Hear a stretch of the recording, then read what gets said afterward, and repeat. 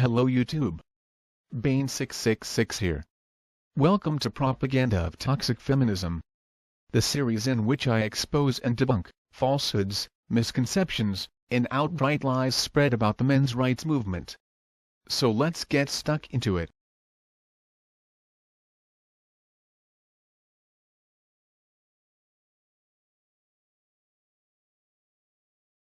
Guys, I had this whole thing planned out where I was going to talk to the couple that was right here, and then I was going to talk to the people that were still over there and be like, why are you still here, you can leave, and then they left, and now I can't tell them that. So. Beat Maggie, she's the perfect example of why feminists aren't funny. So, it's a huge bummer, and all those thoughts were wasted!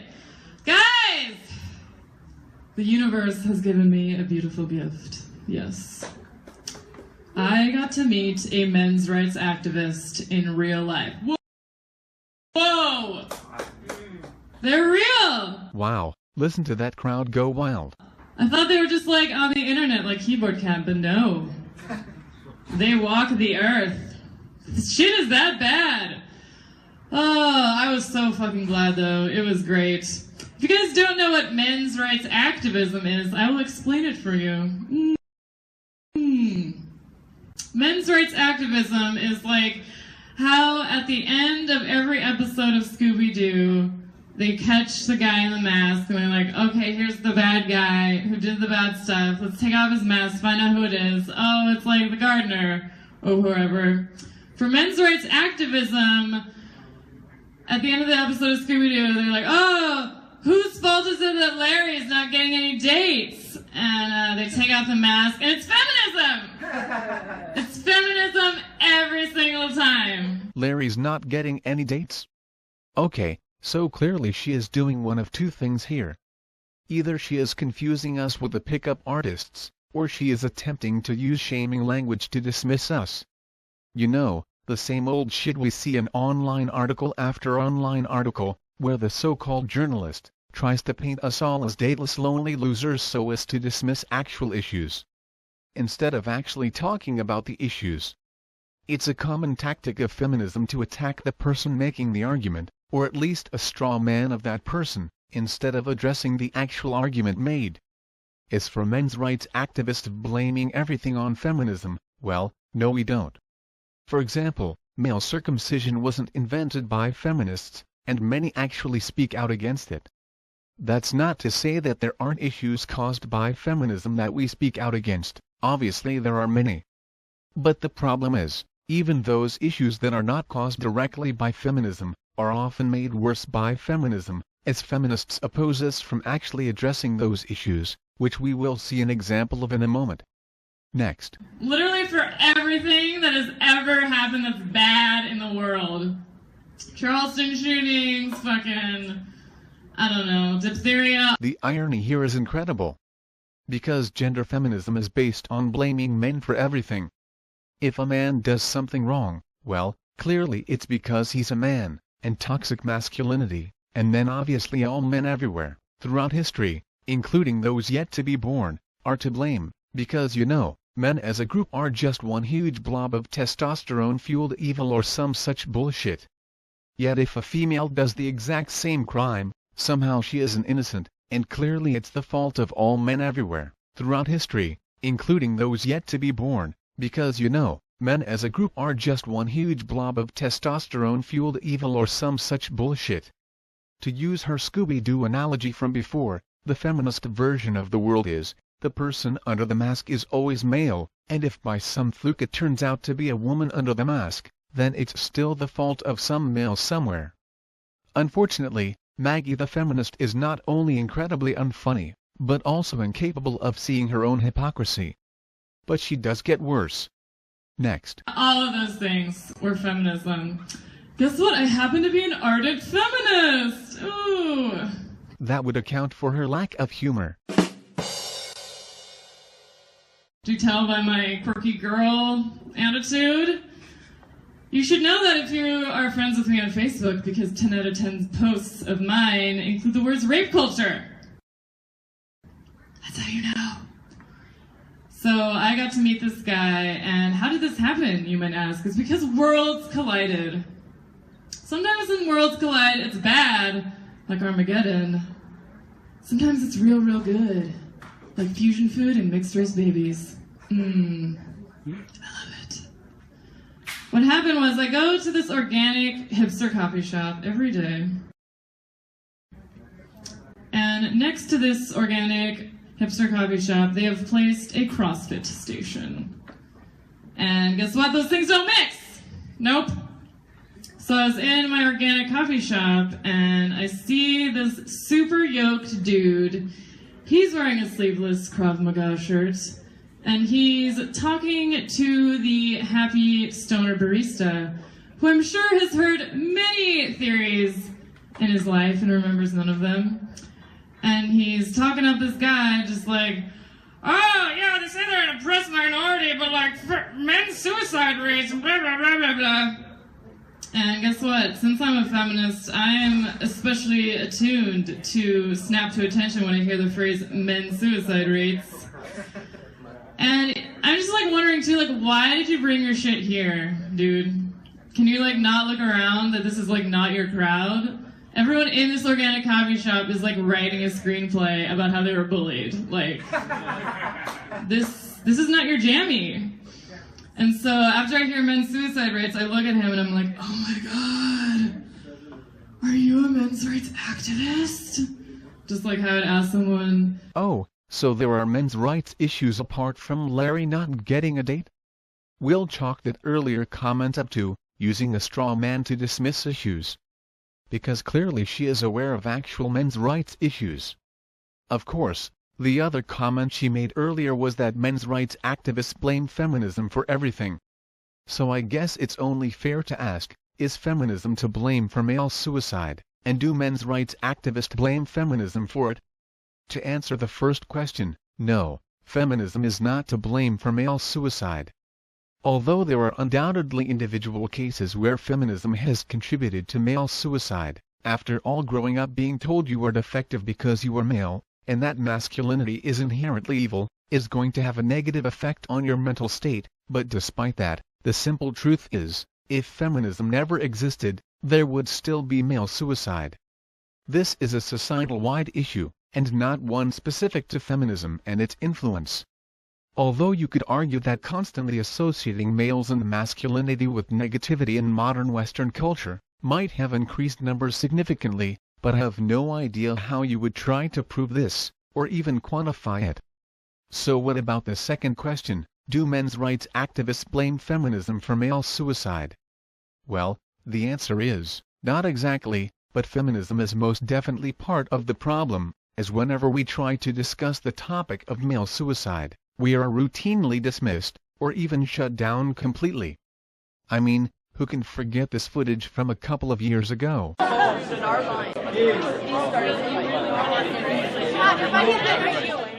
doing it really well. Good job. Very frustrated. I was studying all today, and I took time out of my studies to come here. Would you like to ask him why he's here? I'm not sufficiently convinced that I'll receive an answer that isn't what I've presented. Two of my friends committed suicide, and I want the peace of understanding why that happened. Wow. When did this happen? It happened about 2 years ago. It was one after the other, like that. Did you expect to get some addressing of suicide issue at the talk here? Yes, I did.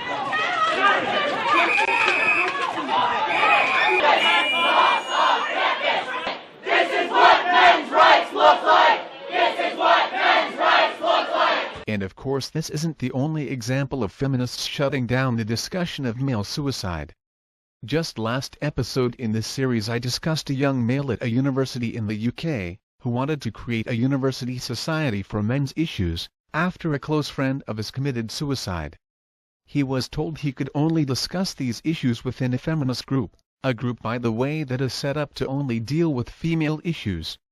This of course is incredibly ironic, considering online feminist publications like Everyday Feminism, in their article, "So You Want to Be a Male Feminist?" Here are 11 simple rules to follow, states. 4. Take responsibility for addressing men's issues with other men, rather than expecting women in feminism to do all of the work. Men who are ignorant about feminism, and even so-called men's rights activists, often critique feminists for not addressing what they describe as men's struggles. Some of these issues include the disproportionately high male suicide rate, how the court system regards fathers in custody battles, and the perceived abandonment of survivors of sexual violence. On the one hand, these criticisms miss a pretty large point: feminism can, and already has, helped men as well as women. Additionally, men, especially white men, are already positioned to work towards resolutions, since institutional sexism gives them a disproportionate hold on the levers of power. Instead of railing against the women in feminism, it's important that men take steps to work with each other, as well as with feminist leaders, to recognize how the struggle for gender equality plays a key role in many of these efforts. So let's get this straight. We are told that if we want to deal with men's issues, we shouldn't expect feminism to do it for us, but instead form our own groups to deal with these issues. For the record, I agree. But when we do this, we are criticized and told that we are only allowed to discuss these issues within feminist framework, which of course is more focused on females than males, and in most cases isn't really concerned about these issues anyway. Unfunny Maggie is the perfect example of that. Oh, yeah, they say they're an oppressed minority, but like men's suicide rates, blah, blah, blah, blah, blah. And guess what? Since I'm a feminist, I am especially attuned to snap to attention when I hear the phrase men's suicide rates. And I'm just like wondering too, like, why did you bring your shit here, dude? Can you like not look around, that this is like not your crowd? And she has the nerve to wonder why we criticize feminists. Okay, so let me be clear here. I don't expect feminists to deal with the topic of male suicide. In fact, with all your toxic masculinity bullshit, I don't want you to. Let us deal with it. Which means get the fuck out of our way. Don't protest meetings designed to talk about male issues. Don't shut down university societies designed to talk about male issues. Don't dismiss male suicide as unimportant. Don't tell us that we are only allowed to discuss it the way you like. Do these simple things, feminists, like decent human beings, and you give us one less thing to criticize you about. That's simple. But it is interesting that the topics of male suicide and feminism should come up this week, because of something tragic that happened only a few days ago. But before getting to that article, I really need to set the scene with an article from 1999. It's by feminist Julie Burchill, and appeared in The Guardian. Suicide is a side effect of affluence. You didn't get many suicides in Jarrow in the 30s. It is one of those problems with no solution.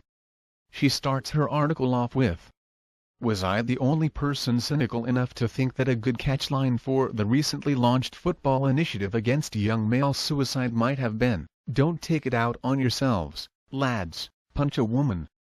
Wow, so from the very first paragraph she reframes the discussion. She shifts the focus from male suicide to female victims of domestic violence. She continues, "Last month, a survey found that more than half the young men questioned thought that hitting a woman was acceptable under certain circumstances. Many people were shocked by these findings, but, considering the diet of rap music and women assaulting footballers that most teenage boys grow up on, I was rather surprised that so many young men still clung to such quaint concepts of chivalry as not beating up women. Under certain circumstances?" Notice she doesn't list what those circumstances are. Is she suggesting that males shouldn't hit women under any circumstances? Would that include a woman coming at a male with a knife? Should he allow himself to be stabbed, rather than defend himself? Of course, a male hitting a woman should be acceptable under the right circumstances, not any circumstances, but those limited circumstances where it is necessary for self-defense, and there are no alternatives. But this isn't something I'd restrict to just male-on-female violence, but any type of violence committed by one individual on another, regardless of gender. But you see, Julie Burchill has been very successful here at derailing. She has shifted the focus from suicide to domestic violence, from male victims to female victims. This is something she does for the next 4 paragraphs. So let's continue from where she actually starts to talk about male suicide again. Well, if the men who manage football think that 545 under-24 male suicides a year is a more frightening statistic than 2 women killed each week, and hundreds of thousands injured every year, by the men they live with, then they must be even stupider than they look. Though it's hard to imagine, I know. But I can't help feeling they're on very dodgy ground, taking on the young male suicide thing. For a start, it's a phony panic, catering to that lowest of modern male desires, to be a victim, for if we are to use the desire for death as a barometer of stress and misery levels among young people, then surely the fact that vastly more young women attempt suicide must mean that young women are still under far more pressure than young men. Anorexia and bulimia, the scenic route suicides, are still something like 3/4 female. Wow. It gets worse in a minute, by the way, folks, but let's deal with this shit first. She starts by comparing 545 male suicides to around 104 female deaths due to domestic violence each year. This number is over 5 males to every female, yet she is still willing to dismiss the males in favor of the females. But it gets worse, because as many of you may have noticed, the 545 male suicides per year figure is only for males under the age of 24. So clearly 545 is not even the total number of male suicides per year. Now I should stress that I think both figures are disturbing, and both should be addressed. Obviously 545 males under 24 killing themselves each year is tragic, but that doesn't mean we shouldn't be concerned about victims of domestic violence as well. But Julie Burchill, scumbag that she is trying to use one tragedy to dismiss another, based on her ideological leanings. She then goes on to say that male suicide is a phony panic, catering to that lowest of modern male desires, to be a victim. Wow, fucking amazing. I honestly don't know what to say to that. I mean, she does realize that they are dead, right? The fact that so many young men kill themselves is hardly a fucking phony panic, and they are hardly soaking up the pity points when they are dead. To me this looks like another case of feminist projection. She is projecting feminist victim cultism onto male victims of suicide.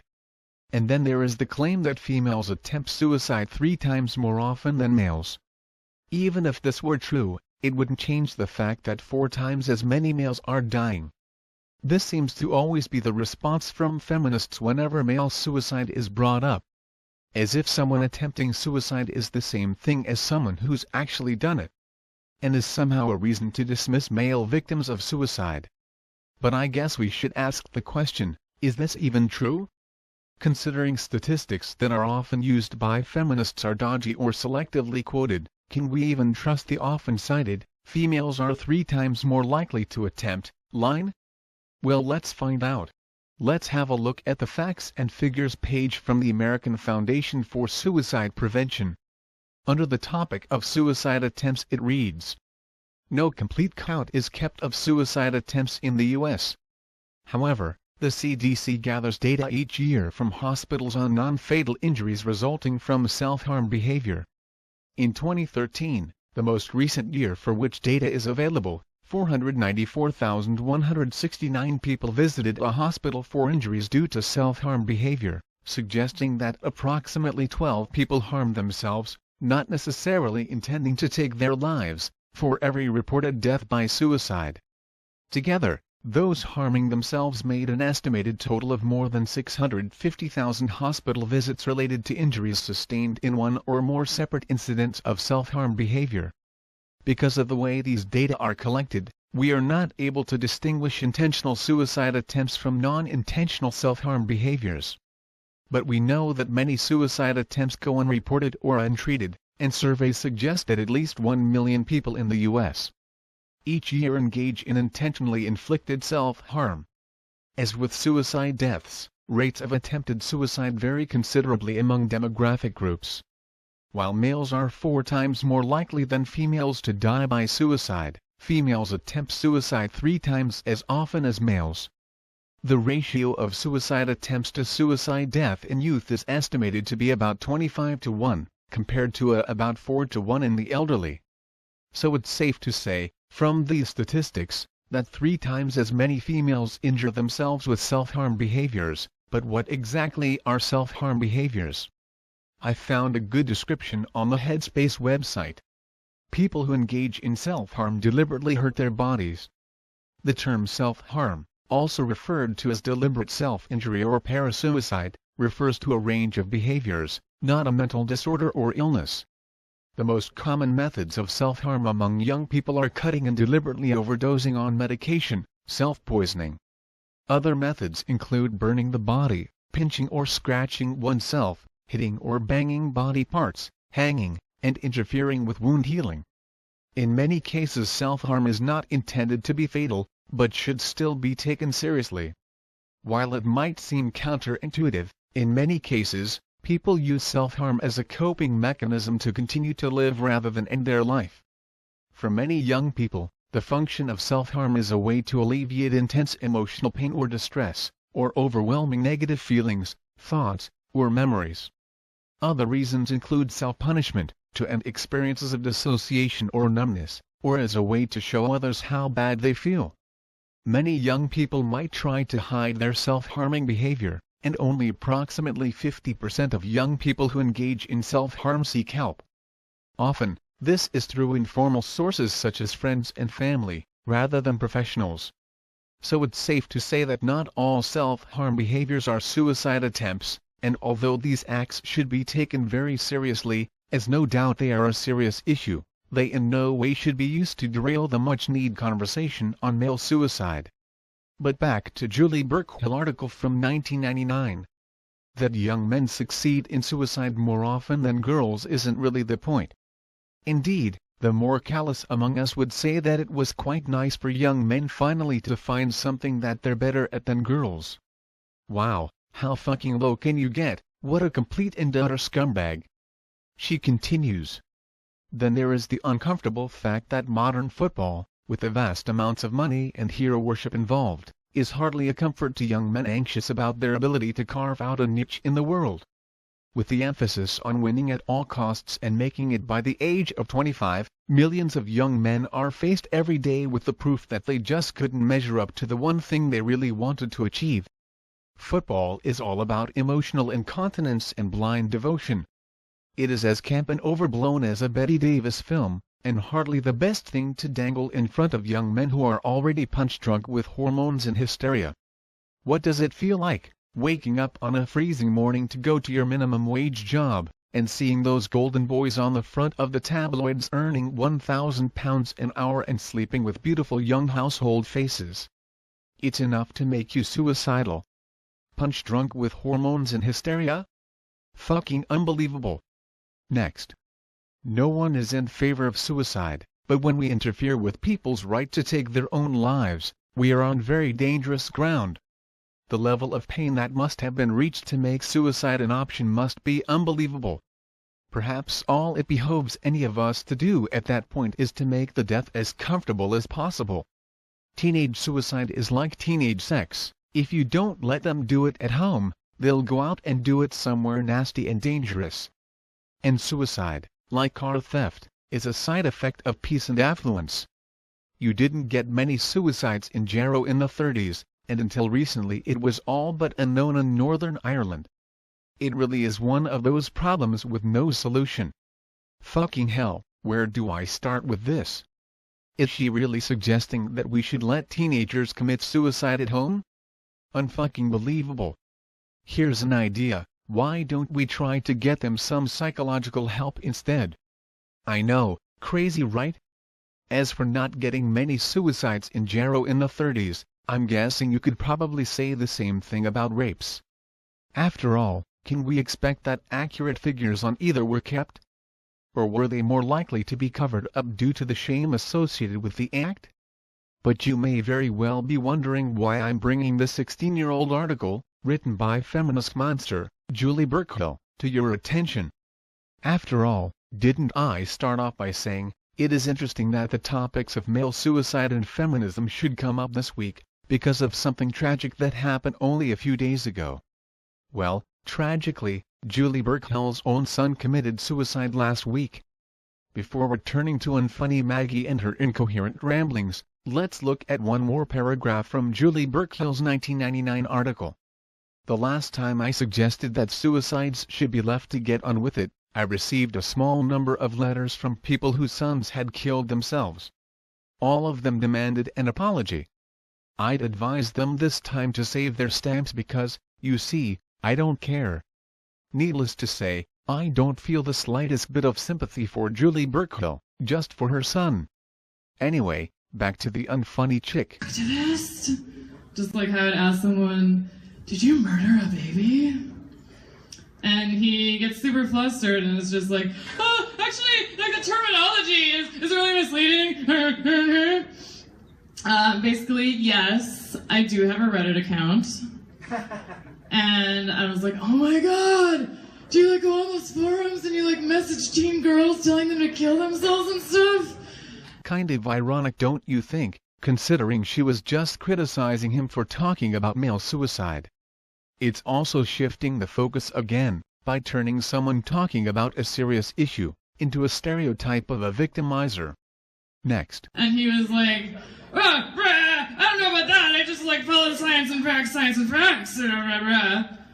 So at this point she's not even speaking English, she's just grunting noises into the microphone. Is it any wonder no one is laughing? Next. In other words, yes, I'm a YouTube commenter. And so I gave him like the chillest fucking diss that you can give someone. I was just like, okay, dude, look away. Yeah? Isn't that good? I was really proud. So by her own account of the story, the guy was talking to another person about male suicide. She interrupts the conversation and proceeds to act like a condescending, arrogant cunt. And this somehow makes him a detestable person. Wow. That's just fucking great, Maggie. Clearly you should be proud of yourself.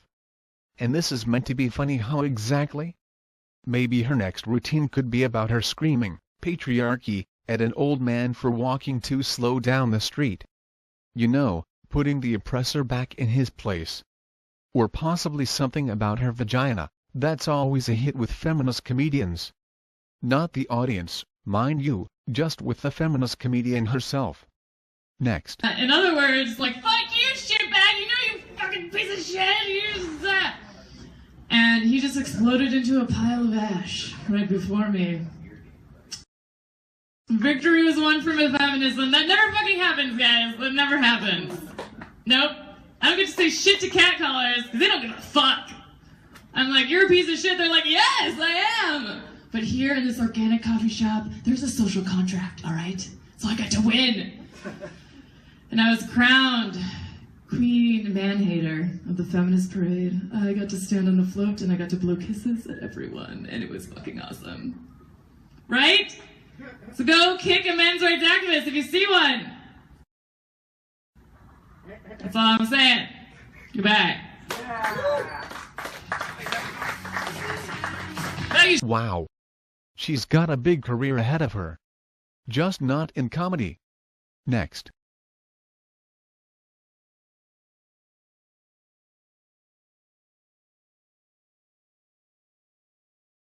So a couple of years ago, there was an anti-rape poster campaign in Canada, called, Don't Be That Guy. As you might have guessed from the title of the campaign, it gendered the crime of rape, as something only men do. The posters had slogans like, It's not sex, when she's passed out. It's not sex when she's wasted. And a picture of a passed out woman with. Just because she isn't saying no, doesn't mean she's saying yes. Although all these things are true, they gender a crime which is committed by both genders, and where both genders are victims. Need I mention this case? A Kelly File investigation tonight, and a stunning one, after a male student at Amherst College gets expelled in an alleged rape case that has serious flaws in it. Critics say this case is a perfect example of how Obama administration guidelines are changing the rules in the search for what may or may not be justice on campus. Trace Gallagher has the background. Trace?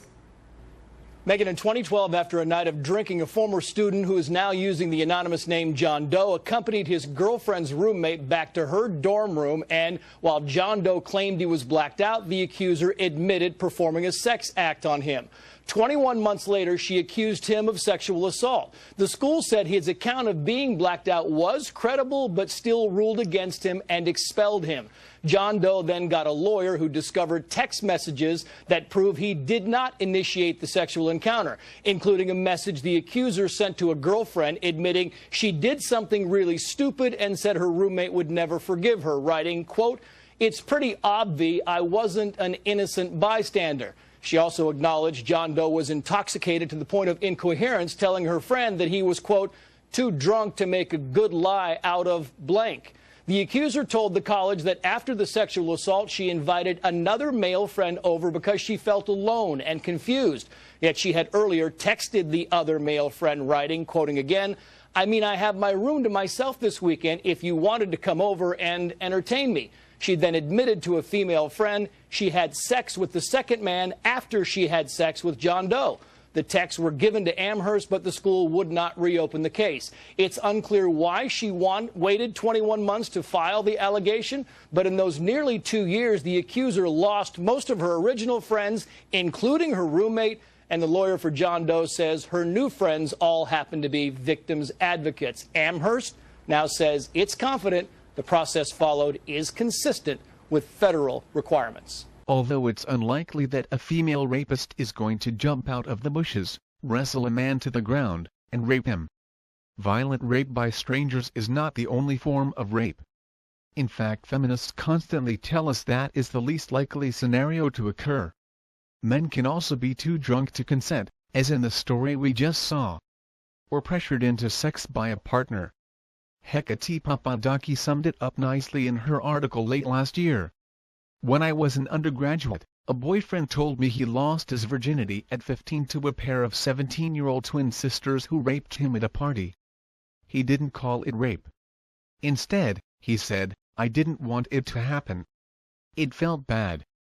My friends laughed. They said I'd lived every man's dream. I wasn't sure what to make of that information. Though I believed him, his confession didn't register with me as rape till years later." A number of female friends have confided in me similar experiences over the years. Sometimes their words were equally measured, especially when the perpetrator had been a close relative. The words rape or sexual abuse were not used, but when I listened to them, I had no doubts about what they were saying. So why did it take me so long to equate the experiences? The more I think about it, the more similar cases I remember. There was, for instance, my male friend at uni who was in a long-distance relationship with a girl who rung a dozen times a day to check up on him. When he flew home over the holidays on an overnight flight, she bullied him into having sex as soon as he walked through the door, then bullied him even worse for being too tired to become aroused. Another friend's girlfriend signed him out of hospital on the same day he'd removed his appendix to take him home and have sex. Then there were the girls in my school who sneaked into the boys' toilets and made fun of boys' genitals. When I discussed these events with male friends, they weren't surprised. Some relayed worse experiences of their own. And yet of all my male friends, only one openly recognized that he'd been sexually abused by women. According to the Office of National Statistics, only 0.3% of men in the UK experience sexual violence each year, but judging by the experiences of men in my social cycle, that statistic sounds improbable. A 2012 literature review estimated that 19 to 31% of U.S. male college students experience some kind of unwanted sexual contact. The problem is, gender norms are so fixed that we refuse to recognize male victims of sexual violence just as we refuse to identify female perpetrators. As a woman, I was taught from a very early age that men are always after sex, the same way I was taught that sex is not a primary drive for women. Ridiculous as both these statements sound, they're still inscribed on our social psyche. And of course, if we consider forced to penetrate as rape, after all it's an unwanted sex act forced on someone, then the number of male victims skyrockets. But as Hecate Papadaki said in her article, we ignore female perpetrators and male victims. Although this isn't exactly true, it's close but not quite there. You see, feminists will often acknowledge male victims of sexual assault, if the perpetrator is another male, as we see in this poster from the campaign. Yet female victims of female perpetrators are ignored. But is that even a problem? Do females sexually assault other females? From autostraddle.com. When Women Rape, Everything We're Not Talking About. By Casey Quinlan.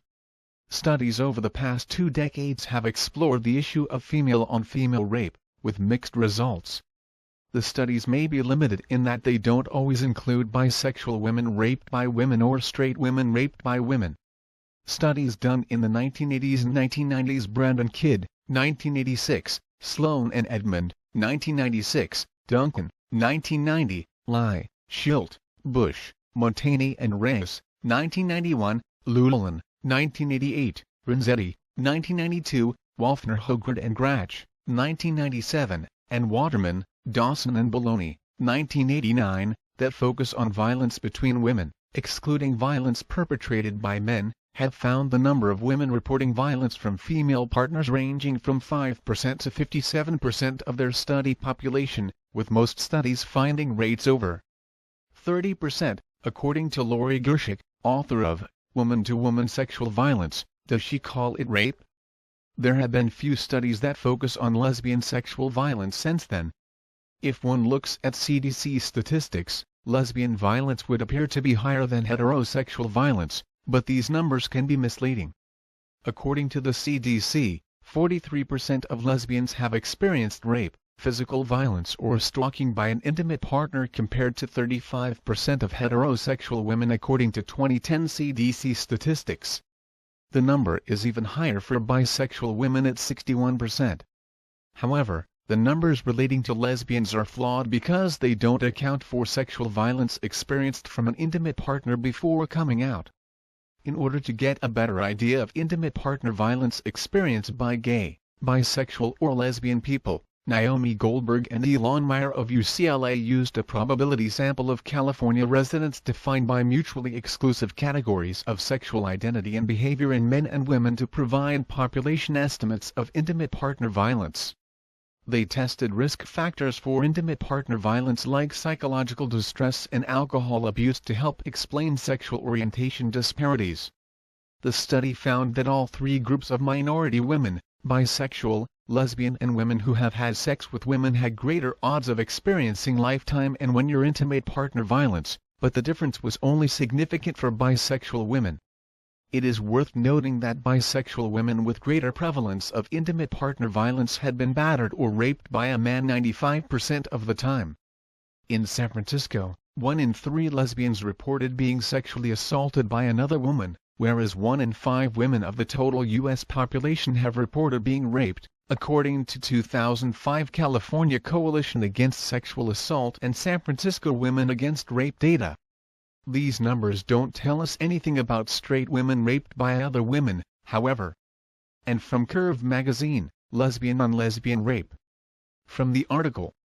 As SFRCC explains, because many people define rape as penetration by a penis, woman-to-woman rape is not acknowledged or taken seriously. But in fact, it is estimated that 1 out of 3 lesbians have been sexually assaulted by another woman. My own first sexual experience with another woman was rape. Like many women, I didn't know that women could rape other women. It wasn't until I recounted the incident to a friend and she said, "So you were raped?" that I truly recognized this is what it was. A close high school friend, Tony, slept over the night before we were scheduled to go to an event together. She was a junior, I was a freshman. After we had gone to sleep, I was awakened in the dark by her kissing and touching me. She had unbuttoned my pajamas and pulled down the pants. She performed oral sex on me and tried to penetrate me. In the morning she acted as if it had never happened. Part of me thought it must have been a dream. But each subsequent time she stayed at my house, the same scenario played out. She waited until I was asleep and then began having sex with me. It was years before I could acknowledge this was rape. Sonia Nelson had a similar, brutal experience with her college roommate. I had just started to think of myself as bisexual, explained the now 34-year-old Nelson. I was only 18, I was from a very small town and was now at this big university in this big East Coast city. Everything was very new and exciting. Nelson said she and her roommate, Tanya, had really good chemistry. We really clicked. I liked her a lot, but I don't remember feeling anything sexual toward her. We talked about my starting to discover my lesbian side and we talked about sex. A few nights after this talk I woke up to her on top of me. Not completely awake and not exactly sure what was happening, Nelson describes her response as slow and stupid. I should have yelled, I should have pushed her off me, like I would have if she were a guy. She really hurt me physically, she just pushed into me and I wasn't ready. I hadn't had a lot of penetration and it tore me and made me bleed, the way she did it. The next day I called my best friend and told her about it. I said it felt like being raped and she told me that wasn't possible, this was another girl. And besides, she said, didn't I just say I was bisexual? Making the victim feel disempowered is a key factor in all sexual assault, asserts Janelle White, executive director of San Francisco Women Against Rape. SFWAR, which provides resources, support, advocacy and education to strengthen the work of all individuals and communities in San Francisco that are responding to, healing from, and struggling to end sexual violence, is a women and queers of color-run agency that has been, among other issues, addressing the hidden one of female rape for years. White explains that women who have been sexually assaulted by other women face even more hurdles in coping with their rapes than do women who have been raped by men. Women are told conflicting things from, this isn't really rape, to how could you accuse another lesbian bisexual woman of rape? White and SFWAR take the approach that when a person is raped, your power has been taken away from you. We like to provide people with a lot of different options. There are no shoulds in response to being raped. Every woman needs to know that. First off, everybody needs to choose their own healing path. SFWAR tries to present specific and individuated plans to help rape victims find that healing path, including victims of rape by women. White explains that these can include filing a police report, seeking medical attention, looking for community-based responses to get the healing that you need and healing from a community as well. Karina Spellman was raped by her partner, Maria, after Spellman broke off their 3-year relationship. The tall, athletic Spellman says she still has not recovered from the experience, even though it was over a year ago, and it has left me with a lot of trust issues. Spellman and Maria ran into each other at a club a month after the split. I should have known to just stay clear of her, admits Spellman, her voice catching. She was drunk and getting very loud purposefully, you know, so I could hear her. She wanted me to know she didn't care about me anymore and she was kind of trashing me to her friends. Spellman decided to leave and walk home. She soon realized Maria was following her. She told me she just wanted to talk. She apologized for her attitude at the club. So we went to this park together. We hadn't really talked since we broke up. We were both still raw from it. At the park, Maria led Spellman to a secluded area. When she tried to kiss her, Spellman said no. Maria pushed her, knocking her to the ground. She just fisted me, right there in the park. Like it was nothing. Spellman cries as she recounts the story. This was something that we did together when we were lovers and close and intimate and it meant something. She didn't just hurt me, she also just trashed all of what we had together. I have barely had sex with anyone since this happened. I can't really imagine how I will get past it. Neither Spellman, who is white, and nor Nelson, who is African American, filed police reports after their attacks. Spellman went to a clinic in her city and Nelson saw the student health physician's assistant at her college. Nelson said her experience just heightened the humiliation for me. The PA acted like I just liked lots of rough sex, 'cause you know black chicks like it that way, and kind of did this wink-wink thing with me which just made me want to scream. It felt racist and sexist, and if I hadn't been so freaked out, I would have explained that I was raped, but I just couldn't. Spellman had a completely different experience, but she says it didn't help. The woman doctor who examined me knew I had been raped, and she was really kind about it and talked very obliquely about when our partners hurt us and so forth. She seemed to know that no stranger had done this to me. But that just made me feel like some kind of creepy stat in the bad lesbian report. She assumed it was a guy, but thinking that my female lover raped me was pretty hard to take. And still is. For Nelson, the rape made it more difficult for her to come out. I felt like I hated all gay people for a while, she acknowledged. Women who are sexually assaulted by other women have a wide range of emotional and psychological responses to the assault. Some women, like Spellman, may suffer from post-traumatic stress disorder. They can feel fear, have trouble sleeping, and experience nightmares or anxiety. Most rape victims have residual sexual problems. White explained that women who experience female-female sexual assault are less likely to seek help than women who are raped by men and have other fears associated with dealing with police and the court system as well as their own LGBT communities. According to the SFRCC, the primary barriers to confronting same-sex sexual assault are disbelief and denial, with a giant dose of homophobia, external and internalized, thrown into the mix. SFRCC notes that many people do not want to believe or are unaware that same-sex rape happens. If it is acknowledged, often it is thought to be not as bad as male-female rape. Much like Whoopi Goldberg's declaration that Roman Polanski's rape of a 13-year-old was not rape. SFRCC recognizes the conflicts women have in addressing same-sex sexual assault, stating, even lesbians and bisexual women do not want to believe they could hurt each other. But rape and sexual assault happen in our communities, on dates, in relationships, between acquaintances, co-workers and strangers. So we have a situation where both female and male victims of sexual assault and rape are being ignored, because acknowledging their victimhood would mean acknowledging and discussing female victimizers. In other words, feminists, and society in general, are more interested in protecting guilty female sex offenders than helping their victims. It would have been easy to make the Don't Be That Guy campaign gender-neutral, or to have posters that also discussed male victims of females, as well as female victims of females. But that would have meant discussing the taboo topic of female sex offenders, and destroying the stereotype that sexual assault and rape are acts performed solely by males. However, there was one group that responded to the Don't Be That Guy campaign, and that's Men's Rights Edmonton, who created the Don't Be That Girl poster campaign. Which brings us to why this topic is appearing in this video. After all, this series is about responding to bullshit said about the men's rights movement. I came across this article the other day, called, "The Most Bizarre Men's Rights Campaigns," on The Daily Life. As a number of these posters are from Men's Rights Edmonton's Don't Be That Girl response campaign, I thought I'd ask Nick Redding from Men's Rights Edmonton to respond. Take it away, Nick. Number 3 starts off by calling us the Men's Rights Edmonton Association.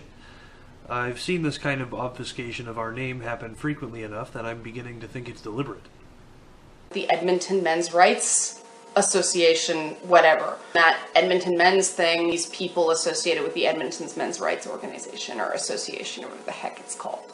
Anyway, it goes on to say, MRA members have described their posters as a parody of the original and wanted to counter the perceived threat of rape as a gendered issue.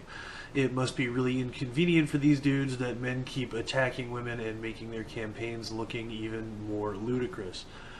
Okay, first of all, why would you put the word parody in quotation marks? Is that not an accurate description? Like, the one poster campaign was parodied by ours. I don't know. Secondly, yes, men keep attacking women, and the fact that this article only mentions them and leaves out the women that attack men and boys is exactly the means of gendering the issue of rape that those posters parodied. The fact that there are female victims of male offenders does not invalidate the point we were making, which was that if all women were smeared with the stigma of only those women who made false allegations, it would be seen by the hypocrites who designed and championed those posters as bigoted as we see the original. According to this writer's logic, the fact that there are black people who commit murder would justify a poster campaign aimed at all black people telling them not to commit murder. Number 4 says, yes, women enjoy having consensual sex with men and then sue them. It's on our feminist agenda, below stamping out the male race and above closing the wage gap. Not all women are feminists. Removing men's rights to due process is most certainly on the feminist agenda, unless someone can point me to a feminist calling bullshit on Emma Sulkowicz or the faculty of UVA, and males are not a race. Number 5 just says, my eyes are burning, which I will counter with, well, I never. Number 12 says, no lulls here. Number 14 says, it has to be seen to be believed. The Canadian men's rights group plastered posters across Edmonton. The Edmonton Men's Rights Association, whatever. That Edmonton Men's thing, these people associated with the Edmonton's Men's Rights Organization or Association or whatever the heck it's called. Shaming women for baby dumping. You know, because women aren't being shamed enough for infanticide, which is historically committed more commonly by men. Now, you can actually see on the poster directly next to this caption the part of Canadian law we have a problem with. The problem being that there is a crime called infanticide that under the law can only be committed by women. When men do the same thing, it's called manslaughter. So I'm having a real hard time squaring the claim that this is mostly a guy thing. It goes on to say, or maybe it was the fact that female babies are majority victims of sex-selective infanticide. There's no citation, but after the author's stunning use of logic so far, I'm just going to take that one on faith. Thanks, Nick. Links to both Men's Rights Edmonton's webpage and YouTube channel are below, as always.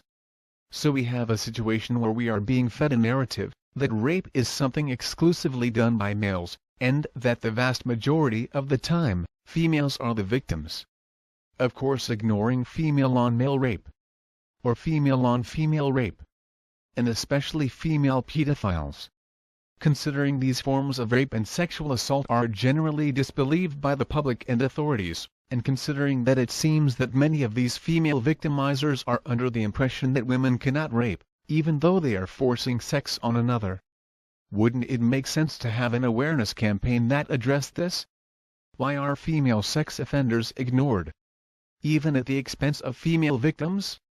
I think it's because it would mean admitting that females are not the divine creatures that feminists would have us believe, but human, faulty, and capable of evil, just like men.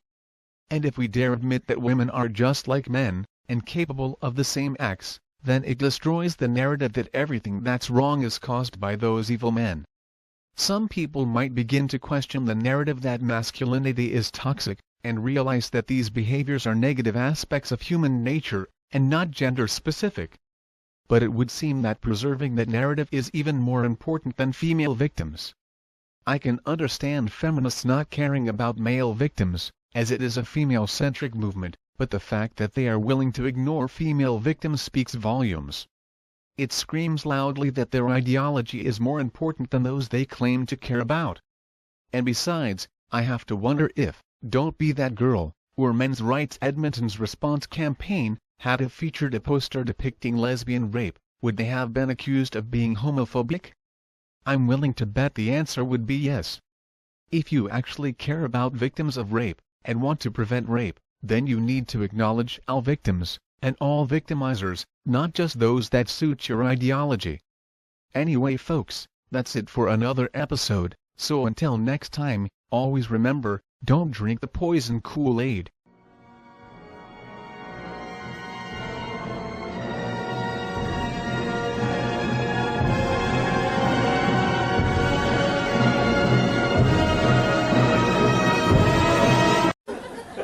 I think I do need some direction in my life, though. Like I need to find like a cause, you know, like something I can really like crusade for and like use my time and energy to like affect positive social change, you know. Oh no, it's another comedian.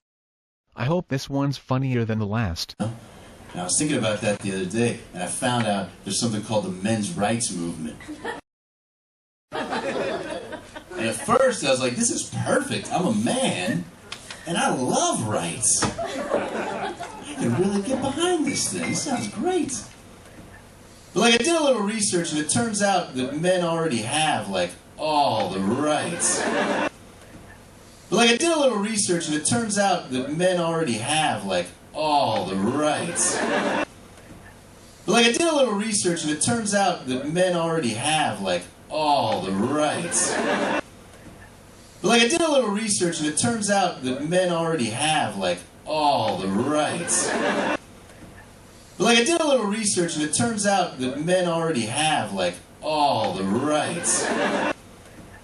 But like, I did a little research, and it turns out that men already have, like, all the rights.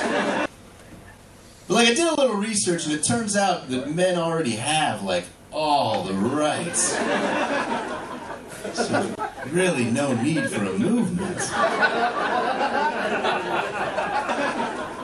So, really no need for a movement.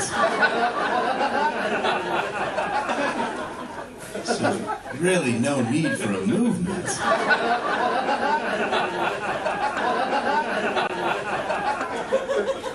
I was trying to think, like, what would a men's rights protest even look like?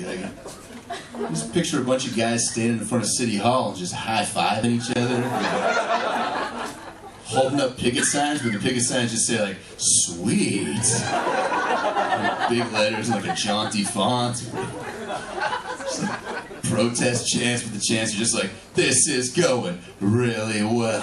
All just high-fiving each other. Holding up picket signs, but the picket signs just say, like, sweet. Like, big letters and, like, a jaunty font.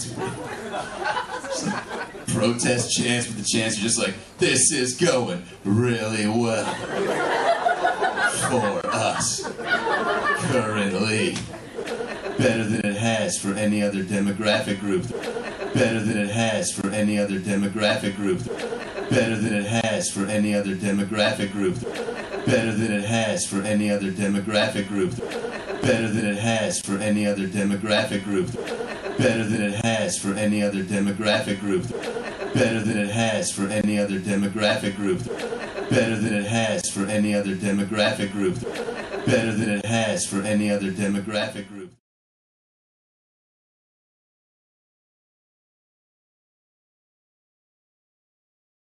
And he was like, oh, bruh, I don't know about that. I just like follow science and facts, and bruh. And he was like, oh, bruh, I don't know about that. I just like follow science and facts, and bruh.